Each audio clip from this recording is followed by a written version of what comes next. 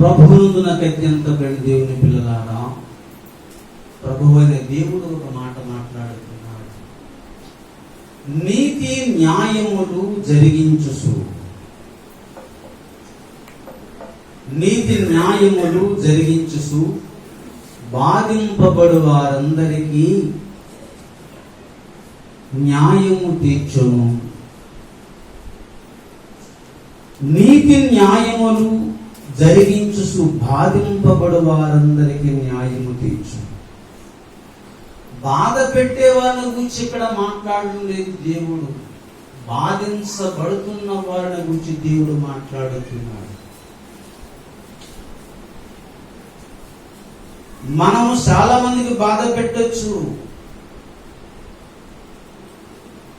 గమనించండి. బాధింపబడుతున్న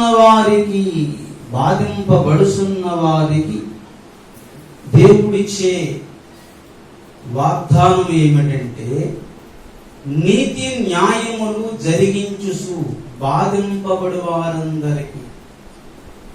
మనము కొన్నిసార్లు నీతిగా న్యాయముగా ప్రవర్తించవచ్చు,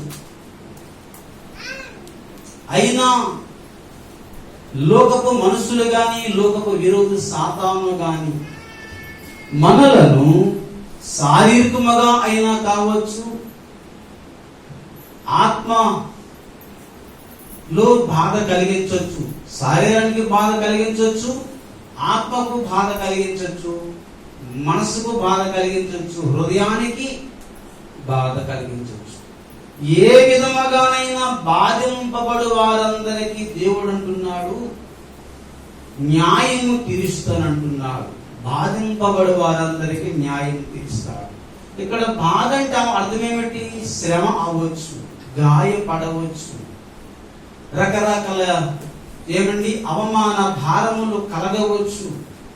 అంటే బాధ హృదయానికి, మనసుకి, శరీరానికి బాధ కలిగించే ఏ విషయమైనా నీవు బాధపడుతున్నప్పుడు ఆ బాధల ద్వారా ఇహలోక మనుషులను గాని, నిన్ను పుట్టించిన దేవుణ్ణి గాని నిందించడము, తిరస్కారం చేయడం మంచిది కాదు.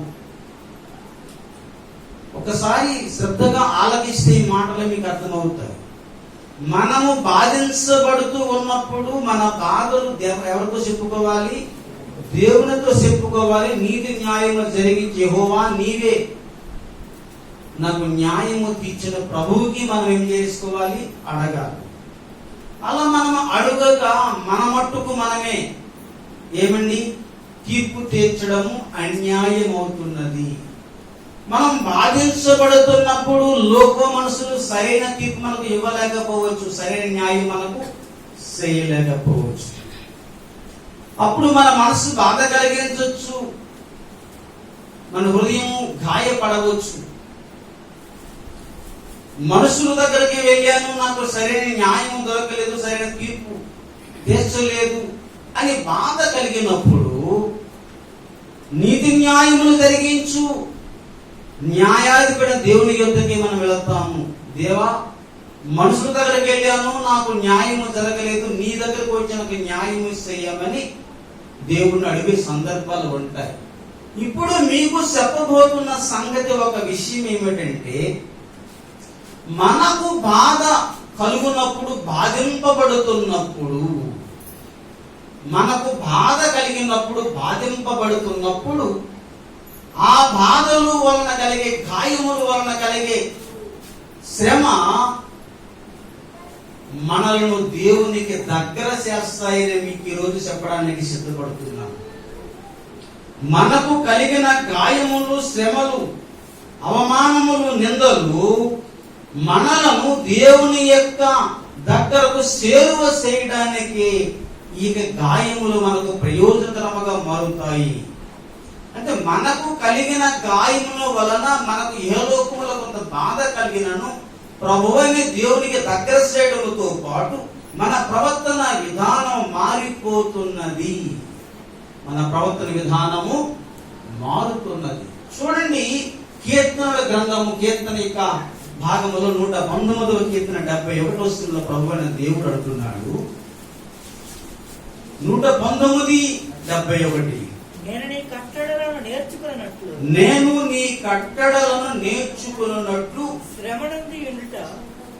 శ్రమ నొంది ఉండుట నాకు మేలాయను. గమనించండి, ఏమన్నాడు? నేను నీ కట్టడలను నేర్చుకున్నట్లు శ్రమ నొందుట నాకు మేలాయను. ఇప్పుడు భక్తుడు శ్రమ పడుట మేలనించాడా కీడనించాడా? గాయపడుట మేలనించాడా కీడనించాడా? మేలనించాడు. ఎందుకు మేలు జరిగింది? ఏం మేలు జరిగింది? తన గాయపడుట ద్వారా, శ్రమ పడుట ద్వారా దేవుని యొక్క కట్టడలు నేర్చుకున్నట్లుగా తన హృదయము సమ్మతించింది. దేవుని కట్టడలు, దేవుని యొక్క ఆజ్ఞలు, దేవుని మాటలు ఆ భక్తుడు, గాయపడిన బాధింపబడిన భక్తుడు నేర్చుకున్నట్లుగా తన హృదయము సమ్మతించింది. ఇప్పుడు శ్రమ పడుట దేనికి ఉపకారం జరిగింది? దేవుని కట్టడలు, దేవుడు ఆజ్ఞను నేర్చుకోవడానికి అవకాశము కలిగింది. ఏమన్నాడు? శ్రమ నొందుట, నీ కట్టడలు నేర్చుకోవడం నాకు, శ్రమ పడుట నాకు మేలు అని ఎంచుకున్నాడు.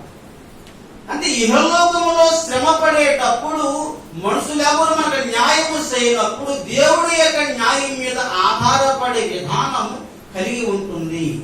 ఆ దేవుడి మీద ఆధారపడుతున్నప్పుడు దేవుని యొక్క కట్టడలు, ఆజ్ఞలు, ఆయన వాక్యం నేర్చుకోవడానికి మన యొక్క హృదయము ఇష్టపడుతున్నది. ఓకే, ఒకటో విషయం, శ్రమపడుట దేవుని యొక్క వాక్యం నేర్చుకోవడానికి మనకు అవకాశము దొరుకునట్లుగా చేస్తున్నాడు. ఇక రెండవ విషయం చెబుతున్నాను, వినండి.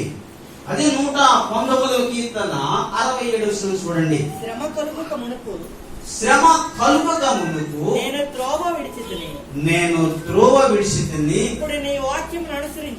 ఇప్పుడు నీ వాక్యము అనుసరించి నడుచుకొనుచున్నాను. హల్లెలూయా. శ్రమ కలుగుక మునుపు నేను త్రోవ విడిచితిని, ఇప్పుడైతే ఏం జరిగింది? నీ వాక్యము అనుసరించి నడుచుకొనుచున్నాను. ఈ శ్రమ నాకు కలగకపోతే, ఈ బాధ నాకు కలుగుకోకపోతే, నీ వాక్యం అనుసరించి నడిచే విధానం నాకు దొరికి ఉండి కాదేమో అని భక్తుడు వాపోతున్నాడు. అంటే ఇప్పుడు 2000 ఏం జరిగింది? దేవుని వాక్యము అనుసరించి నడుచుకోవడానికి మన హృదయం సమ్మతించింది, ఒప్పుకోలు చేసుకున్నది. ఇక 2000 జరిగింది. ఏ మేలు? శ్రమ పడుట ద్వారా, గాయపడుట ద్వారా, నీవు బాధింపబడుట ద్వారా దేవుని కట్టడలు నేర్చుకునే అవకాశం కలుగుతుంది. ఒకటో విషయము. రెండో విషయం కలుగుతుంది, దేవుని కట్టడలను అనుసరించి నడుచుకోవడానికి, కట్టడం నేర్చుకోవడానికి అవకాశం దొరుకుతున్నది. కట్టడలు అనుసరించి, దేవుని ఆజ్ఞలు అనుసరించి నడుచుకోవడానికి అవకాశము దొరుకుతుంది. అంతేకాదు బిడ్డలారా, దేవుని యొక్క నామమునకు విధేయులగుటకు మనము గాయపడుట, బాధింపబడుట, అవమానపడుట, నిందించబడుట, శ్రమపడుట, మన ప్రవర్తన విధానము మారిపోతున్నది. ఎలా మారిపోతున్నది? విధేయత నేర్చుకుంటాం. 36వ చూడండి అధ్యాయము, యోబు గ్రంథం 36వ అధ్యాయము 15 చూడండి. యోబు గ్రంథం 36వ అధ్యాయము 15 చూడండి. శ్రమపడు వారిని వారికి కలిగిన శ్రమ వలన ఆయన విడిపించును. బాధ వలన వారిని విధేయులుగా చేయను. శ్రమ పడుతున్నా, బాధింపబడుతున్నా, కష్టపడుతున్నా బిడ్డలారా, మీకు ఒక శుభవార్త దేవుడు చెబుతున్నాడు. భయపడకండి. నీతి న్యాయములు జరిగి యెహోవా మీకు న్యాయమైన తీర్పే తీరుస్తాడు. మనుషులు న్యాయమైన తీర్పు తీర్చకపోవచ్చు, కానీ ప్రభు అనే దేవుడు మాత్రం న్యాయమైన తీర్పు తీరుస్తాడు. ఆ తీర్పు ఏమిటో తెలుసా? శ్రమ పడుట వల్ల నీకు ఆ శ్రమ నుండి విడిపించడమేతో పాటు ఆ బాధ పడుట వలన నిన్ను విధేయులుగా మార్చే అవకాశము కలుగుతుంది. ఇప్పుడు శ్రమ పడుట నీకు మేలా కాదా? శ్రమ పడుట మేలా కాదా? బాధింపబడు నీకు మేలా కాదా? నిందించబడు నీకు మేలా కాదా? అవమానింపబడు నీకు మేలా కాదా? ఏమన్నాడు?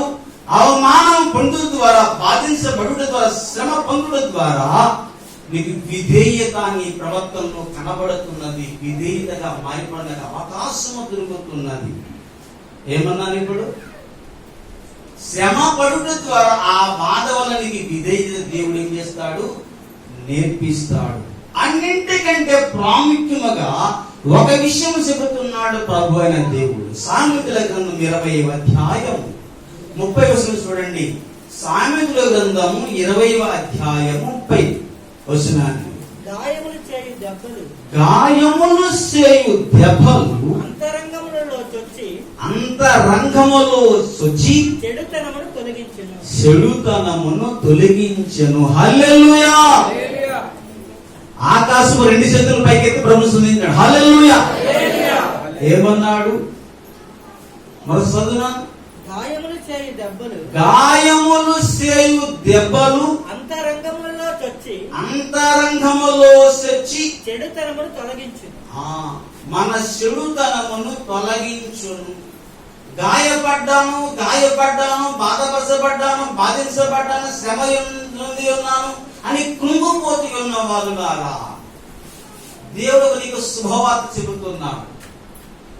గాయములు చేసే దెబ్బలు అంతరంగములోనికి ప్రవేశించి వచ్చి ఏం చేస్తున్నది? నీ చెడుతనమును తొలగించెను. ఈ అనుభవంలోనికి ఈ మాటలు ఎప్పుడైనా మీరు విన్నారా? నేర్చుకున్నారా? ఎన్నోసార్లు నేర్చుకుంటాం, వినే ఉంటాం, చదివే ఉంటాం. అయినా మన అంతరంగంలోనే వచ్చే విధానమే కల్పించుకోవడం లేదు. మనము పొందే దెబ్బలు, గాయములు హృదయ అంతరంగంలోనికి వచ్చి మన చెడుతనమును తొలగించుకోవడానికి అవకాశము కలిగించే గాయాల్లో కొన్నిసార్లు దేవుడే మనకు కలిగించినప్పుడు దాన్ని స్వాగతించడము నేర్చుకోవాలి. హల్లెలూయా. మనము పొందే గాయాలు అవమానించబడుతున్నాము, నిందించబడు నిష్కారణమే, కారణమేమి లేదు, కారణం లేదు. చెప్తున్నాను కదా, నేను చెప్పే ప్రతి మెసేజ్ రికార్డ్ అవుతుంది, తర్వాత కూడా మీరు వినొచ్చు.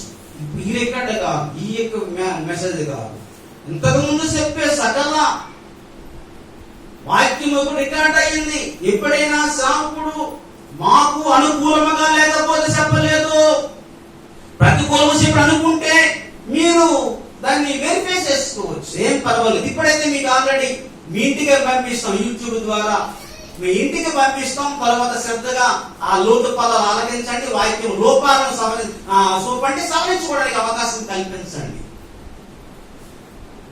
ఒక మాట మీకు చెబుతున్న, సావధానముగా వినండి. ఏమన్నాడు? గాయములు మనకి ఏం చేస్తాయి? మన లోపల ఉన్న సుడుతనాన్ని పోగొట్టడానికి అవకాశం కలిగిస్తాయి. ఇప్పుడు ఏమన్నాడు? దెబ్బలు అంటే గాయములు చేసే దెబ్బలు నీ అంతరంగములోనికి ప్రవేశించి నీ లోపల ఉన్న చెడుతనమును తీసివేయడానికి అవకాశము కల్పిస్తూ ఉన్నాయి.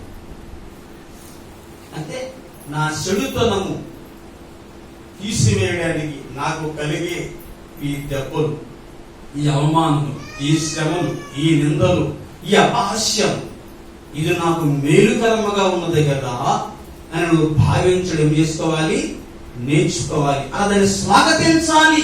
గాయము నీకు కలిగినప్పుడు, హృదయానికి, మనసుకు, శరీరానికి గాయము కలిగినప్పుడు స్వాగతించి ఇది నా మేలు కొరకే జరిగిందని ఏం చేసుకోవాలి? యోచించాలి. భక్తుడు అలా యోచించాడు. దావీదు భక్తుడు 89వ కీర్తన భాగము చూడండి. కీర్తనల గ్రంథము 89వ కీర్తన 51వ వచనాన్ని కూడా చదవండి. 89వ కీర్తన 50వ వచనం నుండి 52 వరకు కూడా చదవండి. ప్రభువా, నీ సేవకులకు వచ్చిన నిందను జ్ఞాపకము చేసుకొనుము. బలవంతులైన జనులందరి చేతను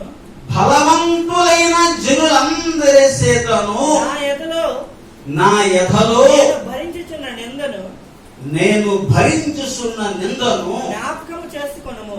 జ్ఞాపకము చేసుకొనుము. యెహోవా యెహోవా అవి నీ శత్రువులు చేసిన నిందలు, అవి నీ శత్రువులు చేసిన నిందలు, నీ అభిషక్తుని నీ అభిషక్తుని నడతల మీద వారు మోపుచున్న నిందలు, వారు మోపుచున్న నిందలు యెహోవా యెహోవా నిత్యము నిత్యము సుఖనందునుగాక.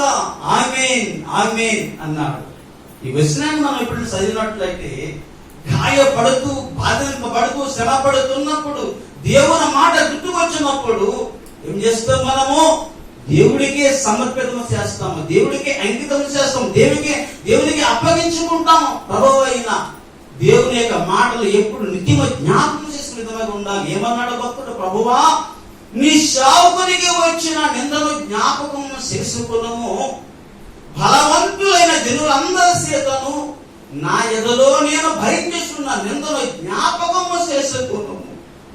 భరించుచున్న నిందను జ్ఞాపకము చేసుకున్నాము. యెహోవా, అవి నీ శత్రువులు చేసిన నిందలు, నీ అభిషక్తుని నడతల మీద వారు మోపస్తున్న నిందలు. అయినను నీకు స్తుతి కలుగునుగాక. ఏమన్నాడు? అయినను నీకే స్తుతి కలుగునుగాక, నీకే వందనాలు కలుగునుగాక. ఇది ఒక భక్తుని యొక్క లక్షణములు.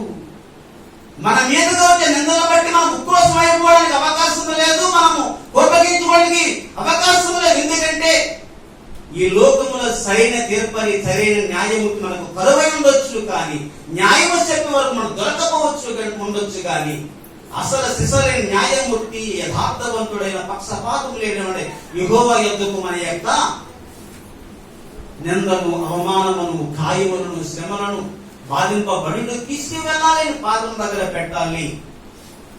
దేవా, నీకే స్తోత్రము. ఏం చేసుకోవాలి? నీకే వందనాలు. గాయం పెట్టువాడు నీవే, గాయమును కట్టువాడు కూడా నీవే. దేవుడికి అప్పగించడం నేర్చుకోవాలండి మనం ఎప్పుడు కూడా. పౌలు అదే ఇచ్చాడు. ఇప్పుడు దావీదు దేవుడు స్తుతించాడు, పౌలు సంతోషించాడు కూడా. తనకు కలిగిన గాయముల నుండి, అవమానముల నుండి, బాధింపబడుట నుండి దావీదు భక్తుడైతే ఏం చేసుకున్నాడు? ఏం చేశాడు? దేవుని స్తుతించాడు. పౌలన్న మాత్రము దేవుని స్తుతించాడు. చూడండి, 2వ కొరింథీయులకు రాసిన పత్రిక 11వ అధ్యాయములో ప్రభువైన దేవుడు పలుకుతున్న మాటలు. 2వ కొరింథీయులకు రాసిన పత్రిక 11వ అధ్యాయము 12వ అధ్యాయం. 2వ కొరింథీయులకు రాసిన పత్రిక 12వ అధ్యాయము 10వ వచనం చదవండి. నేనెప్పుడు బలహీనుడునో అప్పుడే బలవంతుడును కనుక క్రీస్తు నిమిత్తం నాకు కలిగిన బలహీనతలోను, నిందలలోను, ఇబ్బందులలోను, హింసలలోను, ఉపద్రవములోను నేను సంతోషించుస్తున్నాను. హల్లెలూయా. నేను క్రీస్తును నడుచుకున్నాను అన్న సాక్ష్యం పలికిన పౌలన్న యొక్క హృదయ వైఖరి చూడండి. దేవుని ఎడల ఉన్న ఆయన అభిమానము, దేవుని ఎడల ఉన్న ఆయన యొక్క స్తుతి, ఆయన హృదయ భారము చూడండి, ఆ భక్తి చూడండి. ఏమన్నాడు? క్రీస్తు నిమిత్తము నాకు కలిగిన బలహీనతలోను, నిందలలోను, ఇబ్బందుల్లోను, హింసలలోను, ఉపద్రవములోను నేను సంతోషించున్నాను.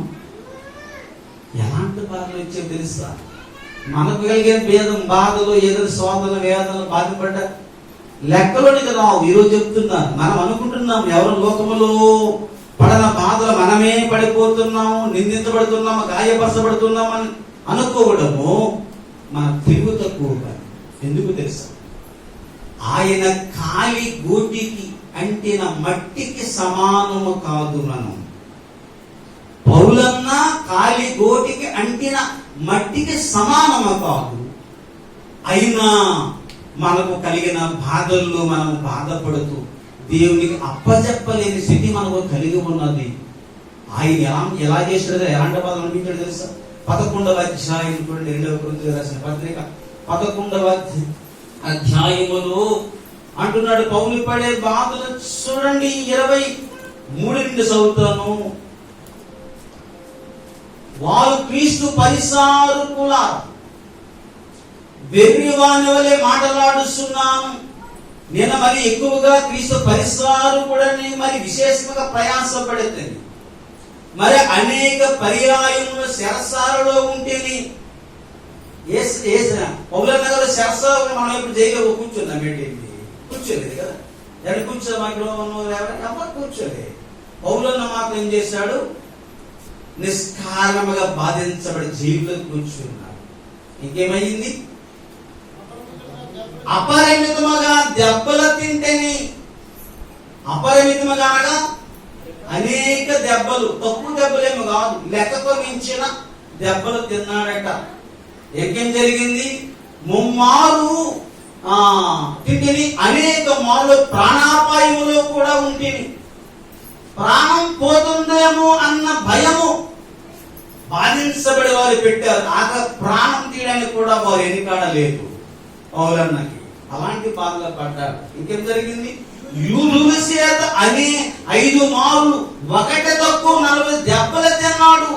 యేసయ్య గారైతే ఒక్క మారే 39 దెబ్బలు తింటే 5 మార్లు తిన్నాడు. ఇంకేం జరిగింది? ముమ్మారు బెత్తములతో కొట్టబడితేని, ఒకసారి రాళ్లతో కొట్టబడితేని, ముమ్మారు వాడ పగిలి శ్రమ పడితేని, ఒక రాత్రి పగలు సముద్రములో గడిపితేని, అనేక పర్యాయముల ప్రయాణములోను, నదుల వలనైనను ఆపదలలోను, దొంగల వలనైనను ఆపదలోను, నా స్వజనులైన ఆపదలోను, అన్య జనుల వలన ఆపదలోను, పట్టణంలోను ఆపదలోను, అరణ్యంలోను ఆపదలో, సముద్రంలో ఆపదలోను, కపట సహోదరుల వలన ఆపదలో కూడా పడ్డాడట. చదువుకునింటికి పౌలు పడే శ్రమ, బాధలు, ఇరుకులు, బాధింపబడుట, నిందించబడ, అవమానింపబడుట, ఒక్క విధమైన బాధ ఇది పడలేదండి. అయినా తన పరుగు కడముట్టించే వరకు ఏం చేశాడు? అవమానములు, నిందలు, అపహాస్యములు, తిరుగుబాటు తనమును, శ్రమ పడి అవన్నీ భరించాడు. ప్రభువా నీకు స్తోత్రం, నీకు స్తోత్రం. ఏమన్నాడు? దేవుడికి వందనాలు చెప్పాడు. దేవా నీకు వందనాలు అన్నాడు. పౌలు సంతోషించుకున్నాడు. దేవా స్తుతి నీకే కలుగునుగా. ఎవరైనా ఆలకిస్తున్నారా? ఈ మాటలు వింటున్నారా? క్రైస్తవ సోదరులారా, సహోదరులారా, హృదయ వైఖరి మారనంత వరకు మనం క్రైస్తవులుగా ఉన్నప్పటికీ దేవుడి దృష్టిలో క్రైస్తవులు కాదు. మనుషుల దృష్టిలో క్రైస్తవుల శలామని అయితే అవ్వవచ్చు, కానీ దేవుడి దృష్టిలో కాదు. దేవుడి దృష్టిలో మనం క్రైస్తవులుగా శలామని అవ్వాలంటే మనకు కొంత ఓర్పు, నిరీక్షణ అవసరమై ఉన్నది. తొందరపాటు, తొట్టిల్లపాటు ఏమాత్రము పడకూడదు. పనికిమాలిన వారు తొందరపాటు పడ్డారని మనమేం పనికిమాలిన వారు కాదు కదా. పనికిమాలిన వారు ప్రతిసరికి ఇందులోకి వస్తారు. మనమే అలాంటి వారు కాదు కదా. దేవుని బిడ్డలము, దేవుడు నమ్ముకున్న వారు, మనకు సహాయకుడు, సాటైన వాడు ఒకరు ఉన్నారు. న్యాయము తీర్చే గొప్ప దేవుడు. బాధింపబడుతున్నావా? ఆ బాధనికి మేలేని గమనించు. లాస్ట్ ముగింపు మాటలు చెబుతున్నాను. నువ్వు అవమానించబడి బాధింపబడుతున్నావా? నిందించబడుతున్నావా? దూషించబడుతున్నావా? కించపరచబడుతున్నావా? ఏ విధమైన అవమానమునకు, బాధింపబడుటకు గురైపోతున్నావో అవంతటను కలిపి ఒకసారి గమనించండి.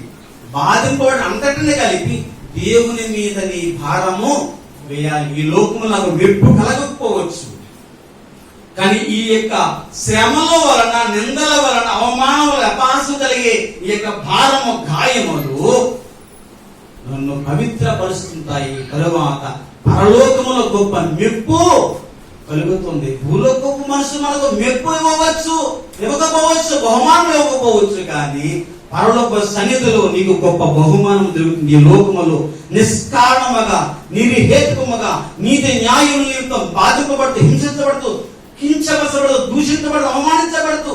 ఉన్నదాన ప్రభు అయిన దేవుడు అంటున్నాడు, నీకు పరలోకములో గొప్ప బహుమానము దొరుకుతున్నది. నీకు పరలోకములో గొప్ప బహుమానము దొరుకుతున్నది, గొప్ప మెప్పు దొరుకుతున్నది. ఆ మెప్పు, ఆ బహుమానము కొరకు నీ అవమానాన్ని ఏం చేసుకుంటావు? నీ అవమానాన్ని దిగమింగుకుంటూ ప్రభు దగ్గర కన్నీరు విడిసి ప్రార్థన చేయి. ప్రభువే నీకు న్యాయమైన తీర్పరి, ప్రభువే మనకు తీర్పరి. కాబట్టి మనం ఏమైనా అధికులము కాదు, అధికులముగా ఉన్నవలే ఒకవేళ ఉన్నను తగ్గించుకున్న స్వభావం ఎప్పుడు మనం కలిగి ఉంటామో ప్రభు అయిన దేవుడు నీకు నాకు న్యాయం తీర్చే గొప్పది ఒకడున్నాడని జ్ఞాపకం చేసుకోవాలి. ఇప్పుడు నేను చెబుతున్న మాటల అర్థం ఏమిటి? ఇప్పుడు అయింది, మనకు కలుగు గాయములు దెబ్బల వలన మనకు మేలే జరుగుతుంది కానీ కీడు జరగదు. ఈ మాటలు మీకు ఏమర్థమైంది? మనము పొందే గాయములు, కలిగే అవమానములు, నుండే అపహాస్యములు ఏవైనా నీ జీవితానికి అవి మేలే చేస్తాయి కానీ నీకు కీడు చెయ్యవు. నీకు కలిగిన దెబ్బలో ఏమి జరిగింది? దేవుని కట్టడం నేర్చుకోవడానికి అవకాశం దొరికింది. నువ్వు పడే శ్రమ వలన దేవుని వాక్యానుసారం జీవించడానికి నీకు వీలు కలుగుతున్నది. అంతేకాదు నీకు కలిగే ఈ ఉపద్రవం, హింసల వలన ఏమవుతుంది? నీకు ఏమవుతుంది? విధేయత నేర్చుకుంటావు. ఆ విధేయతలో ఏం చేస్తావు? నీ హృదయ వైఖరిని మార్చుకొని నీవు పరిశుద్ధ పరచబడడానికి అవకాశం దేవుడు కల్పిస్తాడు. తద్వారా లోపలి కలిగిన హింసలు, ఉపద్రవములు ఏమైనా అవి చిన్నగా నీకు భూతత్వంలో పెట్టి చూడడం. భూతత్వంలో పెట్టి చూడమప్పుడు ఏం చేస్తావు?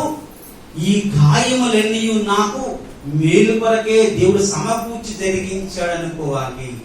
దేవుడు సమస్తము సమకూర్చి మన మేలు కొరకు జరిగించిన వాక్యం విన్నాము కదా. ఈ గాయములు, అవమానములు కూడా సమస్తము దేవుడే ఏం చేస్తాడు? సమకూర్చి నీ హృదయ వైఖరిని, నీ యొక్క ఆత్మ, నీ మనసు మార్పు చేయడానికి, దేవునికి మరింత దగ్గర చేయడానికి, దైవ సన్నిధిలో మరింత అద్భుతంగా వాడబడటానికి దేవుడు నిన్ను ఏం చేస్తున్నాడు? అలా మార్చాడని అనుకోవాలి తప్ప ఇదేదో నాకు పెద్ద ఉపద్రవం జరిగిపోతుందని వీలు లేదు. నువ్వు ఎప్పుడైతే గాయపరచబడ్డావో దేవానికి స్తోత్రం అని సంతోషించాలి, దేవుణ్ణి స్తుతించాలి. మూకరెళ్ళి ప్రార్థన చేసుకుందాం. స్తోత్రముల తండ్రి, పరిశుద్ధుడా, ప్రేమ నమ్మకం కలిగిన గొప్ప దేవ, మరొక్కమారు నీ బంగారు పాదవందనాలు దేవా. మాకు కలిగిన దెబ్బలు, గాయములు, అవమానములు, నిందలు అవి మా మేలు కొరకే దేవా పనికొస్తానే సెలవిచ్చిన గొప్ప దేవా, నీకు మరొక వందనాలు చెల్లించుకుంటూ దేవా, ఈ విన్న మాటలు దేవా ప్రతి ఒక్క హృదయములు సుప్పింపజేసి మా యొక్క గాయము నుండి విడుదల పొందపజేసి దేవా మరొకసారి మాకు విడుదల కలుగు చేసి మా యొక్క జీవితమును సంపూర్ణముగా నీకు అంకితం చేసేదిగా మమ్మల్ని మేముగా మార్చుకునే దేవా కృప చూపించండి, సహాయం కనిపించమని వాక్యం వింటున్న వారికి సకల ఆశీర్వాదం కలుగు చేసి హృదయానికి నెమ్మది, బలాన్ని కలుగు సహాయం చేయమని యేసు నామములో అడిగి వేడుస్తున్నాను పరలోకపు తండ్రి. ఆమేన్, ఆమేన్.